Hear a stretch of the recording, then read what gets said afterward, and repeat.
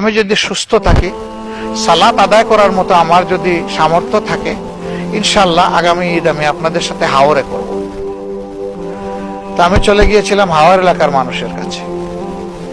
আমাকে দুই এক বন্ধু জিজ্ঞেস করেছেন যে আপনার পরিবার নাই? আমি বলছি হ্যাঁ, আল্লাহ আমাকে পরিবার দিয়েছেন, বাচ্চা কাচ্চা দিয়েছেন, আছে। তো পরিবারের সাথে ঈদ করবেন না? আমি বললাম হ্যাঁ, আমি আমার পরিবারের সাথে ঈদ করব। তো আপনার পরিবার তো সিলেটে থাকে, তো আপনি তাদেরকে নিয়ে যাবেন? বললেন না, আমি তাদেরকে নিয়েও যাচ্ছি না। তো তাইলে আপনি পরিবারের সাথে ঈদ করবেন কেমনে? আমি তখন বলেছিলাম যে আমার পরিবার সারা বাংলাদেশ।